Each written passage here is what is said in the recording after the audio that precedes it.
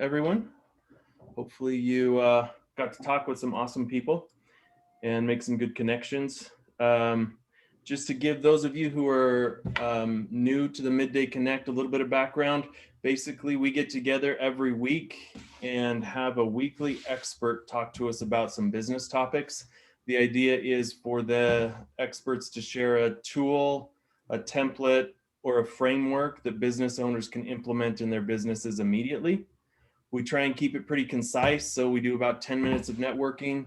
Then we jump into a 10, 12-minute presentation by the weekly expert. And then we do Q&A for about 15, 20 minutes. So that's the structure, just to set the stage. And if you have requests on topics that you would like to hear about, either shoot me an email or throw it in the chat. I'm happy to take requests. Kind of like, make it your own jukebox here. And then also, if you think anybody that you know could benefit from this, please invite them. It's for everybody. So this week I'm pumped to have Scott Schwab as our weekly expert. So he has extensive experience in the startup space. I'll let him give a better background than me. So Scott, that's number one on your agenda item, if you don't mind. But topic wise, he's going to be edifying us about how to bootstrap a company based on his experience doing that several times. So Scott, I will turn it over to you. And if everybody who has questions, during the presentation, throw them in the chat. That's kind of how we populate the Q&A session. So feel free to put stuff in the chat. But Scott, the floor is yours.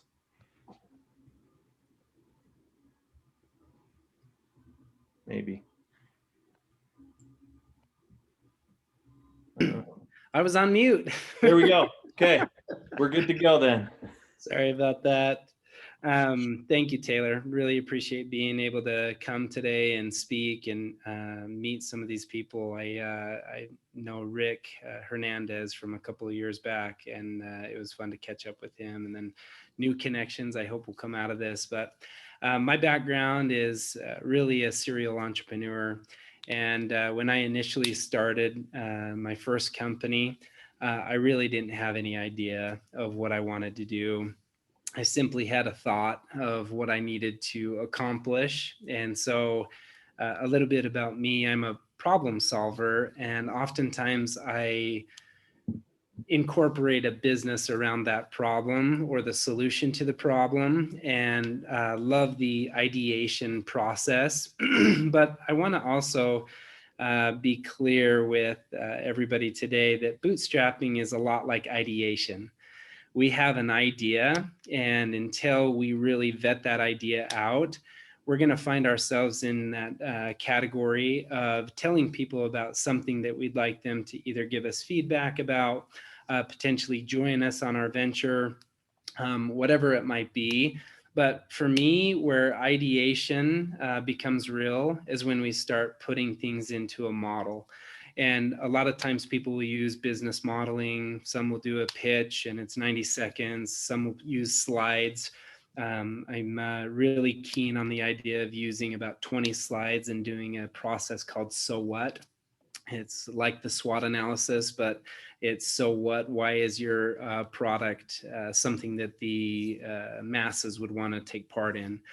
And when we're thinking about bootstrapping, the misnomer that I think that we need to debunk right out of the gate is that it's costly, that it has to be a ton of money. Ultimately, more than anything, we need to be able to surround ourselves with the individuals that can get that idea to execution. And whether that's an MVP or whether that's simply incorporating a business and having a clientele, there's a lot of different levels of what MVP means or what a business would look like if it's functional. And so when I talk about bootstrapping, a lot of the entrepreneurs that I work with, we always start at ideation, and all of us have ideas. But if we're not willing to take that idea and put it into a business model or put it into a business plan, I think oftentimes we're selling ourselves short, because we can go around and we can talk about our idea, share our idea, and at the end of the day, we may not even be closer to our idea.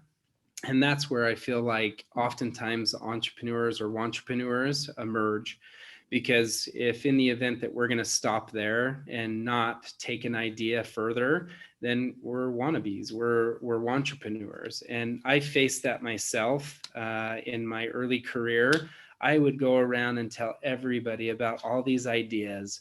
Like the first idea that I ever had on a product side was putting some type of a foam, like kind of device inside of a compression shirt, and that would serve as something that would go under football pads. Well, Nike was my biggest competitor, so I really didn't have a business. So they were already doing that, and until we really get outside of our own kind of mind and the thought process of, hey, this would be a good idea, it would be a good idea, but is there a business behind it? And that's really what we need to decide.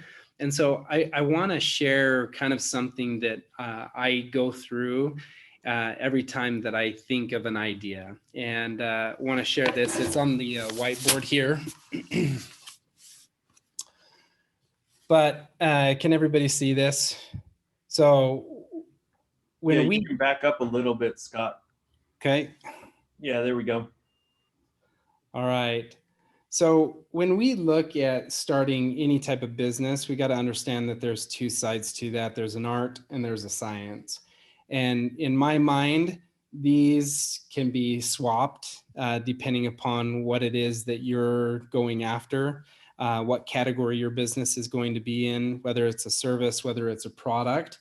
But to me, art is the people who are going to build this company, and culture is the outcome. So we talk about what the culture is going to be. That starts from day one, from the founder.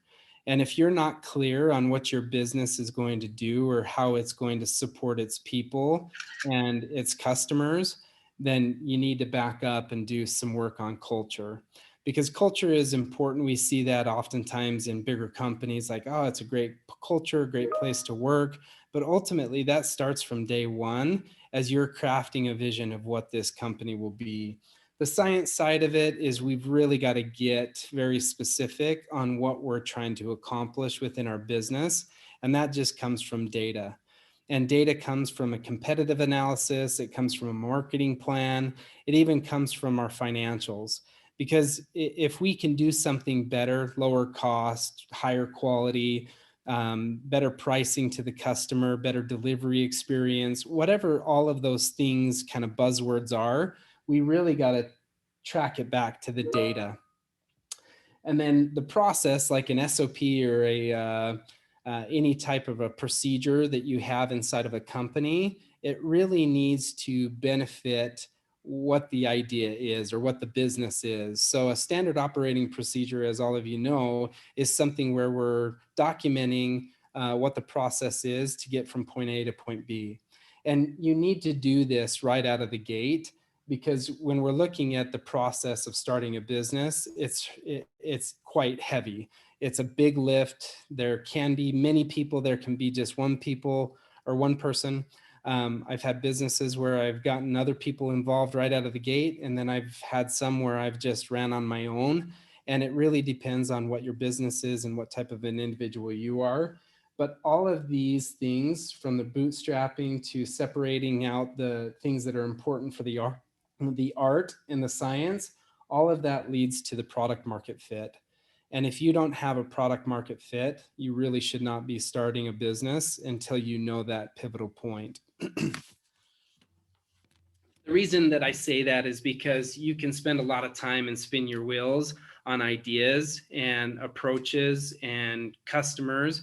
But if you can be clear on what your avatar looks like, who is your customer, and the more clear you get with that, hey, it's a 30-year-old female who enjoys these types of activities, they shop this way, the more clear in the data you can get on that, the better you're prepared to be able to look at the market and where there's going to be opportunities.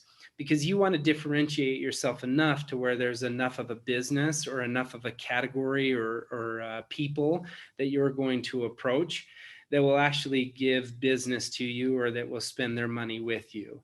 And that's just based on you creating a company that is going to be sustainable. Taylor, you had a question. Yeah, you just mentioned that some different business models will lend themselves better to bringing on a co-founder or otherwise. What have been your deciding factors as to when you bring a co-founder on, or if you do, or how do you make that decision? Yeah, great question. I start with the outcome, and I do that in terms of time. So if I have a date of when I want to launch a business and say that it's June, right? I look at my current load and I look at what this is. Is this a side hustle for me? Am I putting all of my time, resources, energy into this? How well funded is it? Because at the end of the day, entrepreneurs need to be able to take care of themselves so that they can live. Because if you remove that entrepreneur, oftentimes when the idea is fresh enough, the business will die. And so you've got to look at the outcome in time of when you're going to launch this business. And depending upon how close you are, that's when I would start considering a co-founder. And I would consider working with people first whom are going to buy into your idea. I feel like those are your first customers. So finding people that would work on your idea, but not necessarily take a co-founder role. And the reason that I say that is because when you truly have a co-founder, oftentimes you've got to divide up responsibilities, but you've also got to divide up liabilities and assets. So if you're the person who's bringing in all of the assets and all of the money and all of the ideas, all of the power, and you have somebody that has the kind of the mentality that they're a cheerleader and they're supporting you and that they're just kind of waiting until there's cash flow or enough money for them to be paid, I would tell you that they're a cheerleader. They're not a co-founder. And I've made the mistake of having to buy out co-founders in the past where I was just so excited that I gave them a co-founder role or even equity in a company that they had done nothing yet besides be a part of some conversations. So I wouldn't say be stingy with your equity, but I would say be very disciplined with your equity, because at the end of the day, if it is truly your idea, you need to be able to surround yourself with the people whom can support that idea and who will do it at either no cost or low cost. And then as that team grows out, you're going to find your rock stars from those individuals who they put in everything when there was nothing. And those are the types of people, in my opinion, who are going to be some of your best either executives, co-founders, or just people who have put in the sweat equity like you did, or they're willing to put in the money when the money is needed. Great question. Are you okay jumping into Q&A right now? Yeah, I love Q&A. That's my preference. Okay, then everybody just start throwing your questions in the chat. It looks like Pete has one. Pete, if you want to unmute yourself, you're welcome to add any context you want to the question if that helps. Sure, Taylor. The question is just really, it strikes me that bootstrapping, a great way to start, and you can be really efficient and nimble and resourceful, but sometimes that can lead to a tricky balancing act between really under-resourcing the company and in some cases stifling the growth potential. So do you have any thoughts about how you approach that balancing act and how you identify when the venture may need resources and capabilities beyond what you're able to provide through bootstrapping? Yeah, fantastic question. Thanks, Pete. And again, it goes to the outcome of where I want this business to be. Early on, I was asked whether I wanted to build a lifestyle business or a generational business. And truthfully, I didn't even know what that meant when I first received that question. I was like, what do you mean? And they're like, well, do you want to just have a JOB and you're going to get paid on a monthly basis? That's a very different business than whether you're building something generational. And so I would identify that first. And once you've identified that, work backwards into chunks. How much can I put in? How much are my friends and families going to put in? And then how much would I go to market and raise? And then if you know each of those kind of time chunks or amounts, then you can start kind of pulling those back into what the strategy is. So the strategy would inform me that I'm willing to put in X amount of dollars until we get to a product. And then I need friends and family, and I'm going to expect that they're going to bring in, let's say, $10,000, but that $10,000 is going to get me to this point. I have distribution, I have retail, I have online, whatever it is that you're doing with your business. You've really got to get very specific, because the more specific you are, that just bodes well when you're having those investor conversations, when they're like, well, tell me what you did with this money. Tell me how much you've put in and where it went to, because there's going to be a time where you're going to have to explain use of funds, and you need to be very disciplined with, well, this is what I took first, $5,000. I put it into this and I utilized it over a 3-month period, and that generated this tangible thing, whether it's an asset that's tangible, product, or whether it's a service that you created over the 3 months. But you need to get very good at being able to say, this is where I'm at, this is what I need to get to that next level, and here's my time frame to get there. Now, Pete, realize you're going to be wrong a lot of times, and that's okay. In my mind, it's not a balancing act as much as it's a harmony. You can't take from one and under-resource the other, like you had mentioned, right? And you're going to do it, but don't get into the habit of that. Get into the habit of finding harmony. And if you project enough out, you're going to be able to pull those outcomes back into a great strategy that really informs you on your day-to-day and your weekly and your monthly initiatives that you have to get done. So it naturally builds into this accountability timeline of what needs to get done when and how it's resourced. Great question. So it looks like Ryan has a question. Ryan, if you want to unmute yourself, you're happy to, you can jump in there and add some context. Yeah, definitely. Thank you for the background. And we're in a spot with our company, not to make it about us, but we have to decide if we're going to take on debt or look for a partner, a venture capital partner. Have you seen pros and cons with newer companies or startup companies that have tried to go the bootstrapped route, self-sustained? And how do they last? Are there pros to that route versus taking on the debt and trying to grow faster, bringing on more people or, more money for advertising and marketing? I mean, is there a balance there? I think Pete kind of touched on that a little bit too. Yeah, Ryan, you're right on. There's a balance, and everybody is going to look at you and say, hey, you made the right decision, you made the wrong decision. But generally it's like 2020 is, really the clarity of looking backwards, when at the moment you've got to trust your gut and you've got to trust the people around you. If you've got the type of business that merits a VC, angel, or private equity group, then I would look at that seriously. But I would really understand what that means. How many seats are you giving up? What does the control look like? What does the management look like? Because when you take on that type of money, there is an ownership there and an onus that falls on your shoulders or the management's shoulders that's not always comfortable. And not that I'm suggesting that business is comfortable or entrepreneurship is comfortable, but you have got to be really sharp when you start taking on institutional money. And if you're ready for it, then you're going to learn the good lessons and you're going to be able to move forward with a very capable team that gives you way more resources than you will at the bootstrapped level. But I would submit to you that there's a time for that, and you've got to look at your runway. When do we run out of money? And if we're not running out of money, then are we a lifestyle business or are we a generational business? And I always go back to that question. And then the final question I would ask is, say, what can we accomplish if we had X amount of dollars?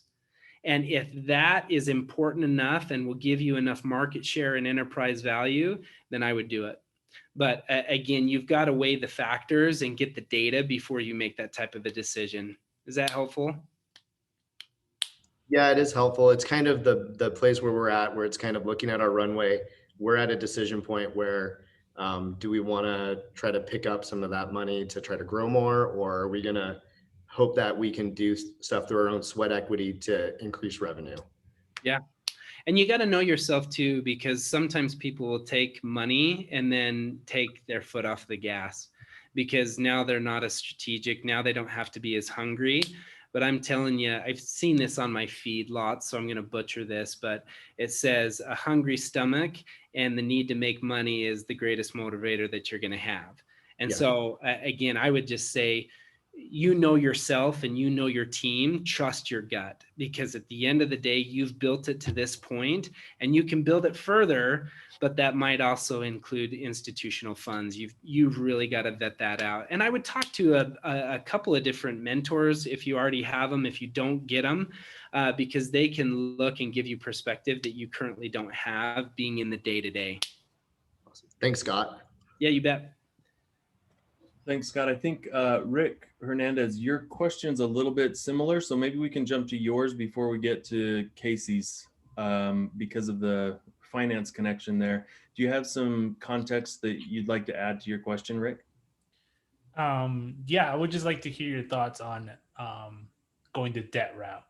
If you're wanting to go ahead and actually, instead of taking on cash and being contingent on, having them aboard, having them part of the board, etc., but more going towards like the debt route where you actually look for some traditional money. And I know it's kind of hard for new businesses to acquire that kind of capital. And I know some companies are making it easier, but what is your thoughts there going the other route, not taking on investors and taking on debt? Yeah, debt's great because you own the company. And if you have an idea that's worth millions of dollars, then why take on partners if you don't need them? And again, I say that kind of tongue in cheek because there are certain businesses that just are going to inherently need cash infusion. And sometimes that cash infusion comes with partners. But I would look at it this way, Ricky, if you're looking for debt financing, you still have a partner. That partner is your bank. That partner is still going to expect a return. They're still going to expect some type of an agreement in place. So you're really looking at what your expectations are for your cash flow management. And so if you've got a debt arrangement that allows you to be able to grow and still be aggressive, but yet not give away the keys to the car, then debt is great. But again, debt's great until it's not. And so I would just tell you that for the first while, I would use your own money and treat it as debt, because that's what really makes equity so special. Is if you've grown a company and you manage your debt within a reason, most institutional funds or VCs or private equities are going to expect some debt. And that's okay to them. They're comfortable with debt as long as they know that the engine can cover that debt and then make a profitable company or a profitable EBITDA. It really, they're looking for, okay, is the debt to income off balanced? And you've got to manage that. So if you're willing to take on debt, just make sure that you're going to pair that against your income and grow in a responsible way. Because there's too many companies that take and get themselves in a situation where they've got so much debt that they have to do a cash crunch. And then it doesn't matter how much your shares were worth or your equity was worth, that's being shrunk. And that's not comfortable. It's not fun. So I would just manage it in a way to where you never outpace your income based on the debt that you're bringing in or the debt that you're utilizing. Cool. Makes sense. Thanks, Scott. Casey, your question was any advice on how to handle scarcity mentality versus reality? Yeah, I would definitely tell you that the world is your oyster and there are no limits but between your ears. And I'm a huge believer in that, but that's not something that we can just transition to somebody else, hand over like, hey, think like this. But I would tell you that what you think about most becomes the things that you speak about and the things that you talk about. And the things that you talk about, the things that you kind of live in the day-to-day basis, they become your habits, and your habits become your character. So if you want to reverse that scarcity mentality, it starts in the way that you think and watch the way you speak. There's a funny book and they turned it into a movie, and I actually like the movie better than the book, but everybody has heard about The Secret. And that idea is going to be like, make some of us roll our eyes and some of us be like, oh yeah, it was a great book or a great movie. I'm a big fan of The Jackrabbit Factor by Leslie Householder. If you want a good book that really kind of brings the idea of hope, or the idea of, hey, I can generate something of value and pair that with the work that I have to do, because I think that's what Secret missed more than anything, is like, I'll put it out to the universe and the universe will deliver it back to me. And as long as I have a vision board and as long as I'm talking about it and drawing it in, I'm going to be successful. And the reality is I don't believe that's true. I believe that until you're willing to work, until you're willing to network, and until you're willing to surround yourself with the type of people that can execute on something like that, it's just a dream or a conversation. So I would just say scarcity mentality is rooted right now inside of your mind. And I would just start reading some really good books to get you out of that. Personally, I love sales books. And so for me, I find a lot of passion in, like, one of my favorite books is Brian Tracy's Psychology of Sales. And he touches on a principle of self-talk, and specifically using self-talk to motivate you. So I used to be in the door-to-door space, and I was a door-to-door salesman for security systems and pest controls for about 8 years.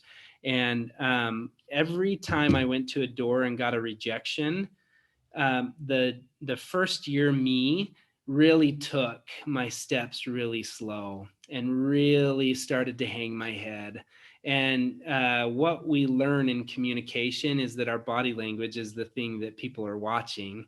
Our pitch, our frequency, the speed at which we talk, the way that we interact, that's more important than the words that we're saying. And so the first year me to the latter me that really found kind of a groove is in between every door, I would just say in my mind, I love myself, I like myself, I love myself, I like myself, I love myself. And I wouldn't give myself time to think about the disappointment or the guy that just threatened me with a gun and told me to get off of his porch. I just didn't even leave myself time to think about that, and was constantly in the mode of positivity. And I don't believe that I was like in this far-fetched world of, hey, I'm living in a fantasy. It was more or less like, I've got to stay positive or I am not going to have a connection with a person. And if I don't have a connection, I'm not going to get a sell. If I don't get a sell, then I'm not going to be able to support my family, build my business, because a lot of people don't know this, but early on before Bottega, I funded everything that we did in the ed tech space by going out in the summers and knocking doors. So funny little fact, but I'd go out in the summers and pay my developers all year off of that summer income. So That's amazing bootstrapping there. Like, I think almost literally bootstrapping. Jeff Holman had a question about documentation for founder arrangements, and we've got a few other questions coming in, so this is awesome. But Jeff, do you have specifics around what agreements you were looking to hear about? Not specific agreements. I think it's interesting that bootstrapping, to me, kind of goes hand in hand with kind of Wild West, loose relationships. Let's just make this work type of thing. So I'm wondering if you were to set a baseline, like if you're going to bootstrap or you're going to have these founder discussions, where, like, what is the minimum that you say you gotta put this stuff in place? And I come at it from a legal background, so there's like Well, Jeff, I would tell you that the two things that I always have a very good person at my side with is a mechanic and a lawyer. And so I don't go into agreements anymore because I've had enough of them and a ton of collateral damage. And I've done my best to always make things right. But your version of what is right and another person's version of what is right is never going to be the same. It's never going to be equitable, because they're going to talk about the time that they put in and all the things that they did versus what was actually value and beneficial to the business, which is just a different way of thinking. And so I would not enter into a conversation around a co-founder unless you had some legal structure to it. And there's templates out there, but you're not a lawyer, so don't try to be one. I would just get someone, and it doesn't have to be a retainer relationship. One of my best friends and now business partners is a lawyer, and that is his lane. And that's all he does is review documents and make sure that we're all in check with cap tables to, agreements that we make with customers. Get yourself a lawyer because it will cost you way more than you think the hourly charge is going to be. But you've got to know what your expectations are going into those conversations. This is what I want to structure. This is where my head's at. This is what they're thinking, so that you're not spending time figuring out with somebody who's making $300 an hour, but that you can take everything that you learn from that conversation with somebody whom you're looking at a co-founder, and you can pass that off to a lawyer who's going to be fair with you and also structure something that's going to protect you. Because again, you've got to look for that health of the individual who is the entrepreneur, because oftentimes without that individual, the business is going to really struggle. So great question, Jeff. Got to have the legal docs right out of the gate. Thanks, Scott. That's good. Tim Cooley, you were the next one to comment in the chat. Do you mind adding some context to your comment or question there? Yeah, I think the big issue we see, helping people raise capital or even thinking about it is, they're doing everything, right? They're splitting their time between, growing business, doing demos or whatever. What is your thought, and how do you recommend people to hire on that first dev person when that's the thing that's going to help them scale? Like, you figured out a process, but you need another body, but you can't really afford it. Yeah. Tim, great question. And that's a hard one because it's so subjective to the business and the time, and then where you're at on a cycle of revenue. If you're dealing with like a software developer and a project, how long before you're going to get money. So some of that is subjective in nature, and I know you're aware of that. But from my perspective, you've got to be able to put yourself into circumstances that are uncomfortable, because the comfort zone yields no growth. It just doesn't. And so I'm a risk taker, but I also surround myself with people who are not so optimistic and can be like, you're out of your mind. Like, we've got to scale back, or we've got to dial back. And that's part of what I would recommend. There's a book by Jim Collins called Good to Great, and probably most have heard about it. But I really like his concept about putting the right people, the right seats on the bus, the right people on the right seats on the bus. You might have some people that are very capable, but they could do more, or they could actually do less. And so, Tim, to that point, I would make sure that you have the right people on the right seats of the bus, and then start looking at capacity. And a lot of times startups don't do this because they're so chaos in nature. Like, this has to get done. This has to get done. This is when it has to get done. I already promised the buyer, we got to just get it done. But we don't always look at capacity. And so I would do a little bit of training. One of the things that I regret or wish that I would have done differently is I'm not a developer. And it's strange, I think, to a lot of people that I own a development school and it's very focused around software development. But had I had just learned a little bit about the discipline of checking a repository and learning what a database was, I could have saved myself literally to this point probably a couple of $1 million, just because I was relying on developers who were telling me one thing, but when I would go and show it, it was very different. And it's not the developer's fault. It's the fact that I was not clear on what I was asking them to do. And I didn't understand what their capacity was. So when they're telling me like, I've been working all week on this, all I have to do is check their repository to see how active they are and see how much they're uploading on a daily basis. If there is no activity and no daily uploads, then you're getting swindled. And had I had known that, I would have been much more successful earlier on. But I trusted that people were going to deal with me the same way that I was going to deal with them, which is, I'm going to trust you. But now I trust and verify. That's awesome. Great Thanks, question. Scott. I think we've got At least 3 more questions in the chat. We typically will start closing up around now, but if you don't mind answering the No. 3 questions that are in the chat, everybody can stick around for as long as you can. So the next one was Maxwell's about how long is your typical cycle from idea to initial product or revenue? Great. Another subjective, just because you got to look at the market opportunity, because eventually when you get your idea and you start the idea of, evangelizing it or putting a structure around it, whether that be a business model or a business plan. And look, a lot of people are going to argue with me or disagree with this, but I always write a business plan. And the reason I write a business plan is so that I can understand the executive kind of process or pitch of who's involved. And that may just be me at the moment. But then I also got to understand and shop my customers. So your competitive analysis, I got to put together a marketing plan. Is this going to be an online distribution e-commerce business, or is this going to be retail or, somewhat retail or, wholesale partnerships? Really, you've got to understand that outcome of when am I going to get to this point when I actually have a product or service that I'm offering to people? And until you know when that time's going to be, I couldn't give you a clear idea on a cycle for time. But what I would tell you is that I generally try to launch a business with all of the infrastructure, incorporation, and documentation within a 6-month period. Then I try to get all of my contracts and initial customers in place in the next 6 months.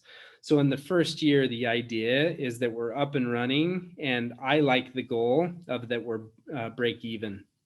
I like that goal. It's how I try to operate.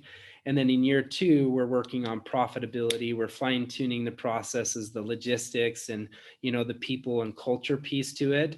Although those things have already been discussions from day 1. So we're not starting those things. It's just, we're really focusing on those things, because where you focus, that's where your mind will go. So I would just tell you, think in terms of 3 to 6 month increments, and your outcomes will inform your day-to-day, week, and your monthly goals.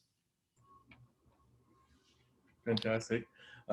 Eric Lowe asks what your thoughts on dynamic equity splits are. Like a platform that kind of distributes it as people do their work. Is that what you mean by the dynamic? Well, so it's just determining like what percentage of individuals own the company, right? Historically, I've always used the number, the amount of contributions that you're bootstrapping to the company to calculate your equity split in the company, but that doesn't really take into account people's time. And so I read up on the dynamic equity split model, and I thought that was a pretty good way to handle it. I'm just wondering if you had any ideas on it. Yeah, I thank you for bringing that up. I'll have to do a little bit of reading on it. I'm not familiar with that term, but the concept I'm familiar. I always keep a 10% equity share that I'm going to keep in an options pool. And the reason I do that is because I want to give motivation and incentive to the hard workers, because as a VC or somebody from the institutional side will tell you, we're not really going to give a lot of stock to your time. The time that you put into this was your time, and you grew into the person or the business that we're now interested in. Because I've tried to do that in terms of finding creative ways to, I'll give you one example. Accreditation takes 1 to 3 years, and I've gone through it 4 different times.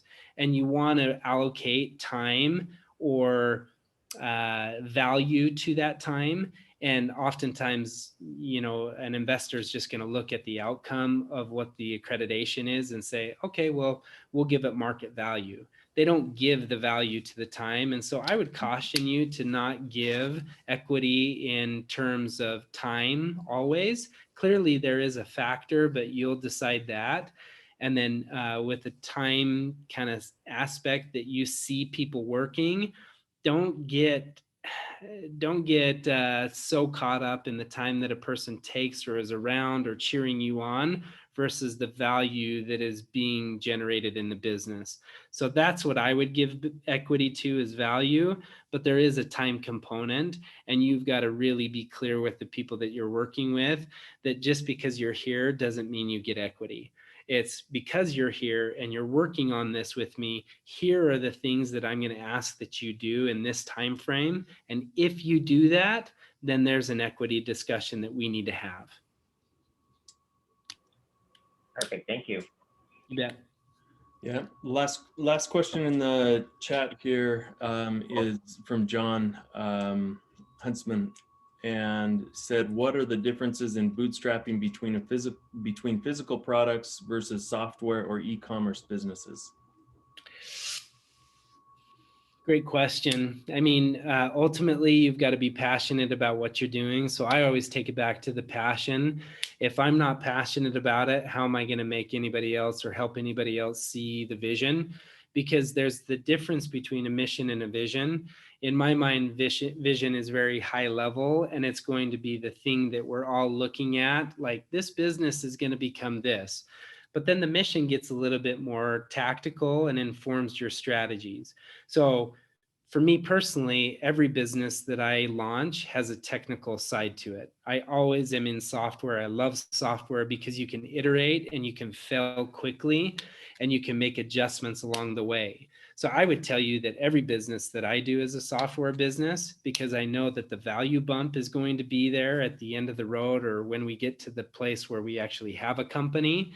But at the same time, I really like the idea of failing quickly, fail fast, fail forward, because again, it's no surprise to any of you, but entrepreneurship is going to task you and you are going to fail. And it shouldn't be something that you're afraid of. Fail quickly and get that out of the way and just keep moving forward. Scott, are there differences that you've seen between a product company and a software company that you would change your approach in bootstrapping for either one of them? Yeah, a great question. I would always go back to the data.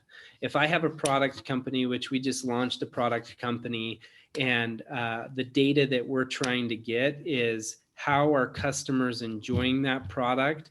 When are they purchasing it and in what quantity? And then are they repurchasing? And so when I look at a product, is this a product that I can't live without? Is this a product that solves a need where I'm going to be reordering it on a consistent basis? Call it drop ship, call it whatever you want. Is this a consumable item where there's going to be reorders? Because if not, then your product needs to be adjusted. From a software perspective, you're looking at scale naturally, but at the same time, you've got to look at the outcome of what you're trying to accomplish with the software. So we built a learning management system called DevCamp. DevCamp manages all of the student experiences, student curriculum, and that curriculum is a software experience, but it's very much hands-on. And so the product is the curriculum, but the service is the mentors and the teachers. So it's a little mix of both. And I would tell you that you've got to look at the market and know what your competitors are doing, or know who else is in the space fulfilling that role. And when you understand that, then you need to be able to match, exceed, differentiate your product in such a way where people are going to be utilizing it over and over again, because that's how we get growth in companies. Fantastic. Thanks. Scott, thanks so much for your time today. I think we'll close up right now, but if anybody wants to connect with Scott, is the best way via LinkedIn, or what would you suggest, Scott? Yeah, LinkedIn is great. I really enjoy LinkedIn, so reach out. Okay, great. Thanks everybody for attending. We'll see you all next week, Tuesday at 11. And Scott, thanks so much for your time. This has been awesome. Thanks, Taylor. Really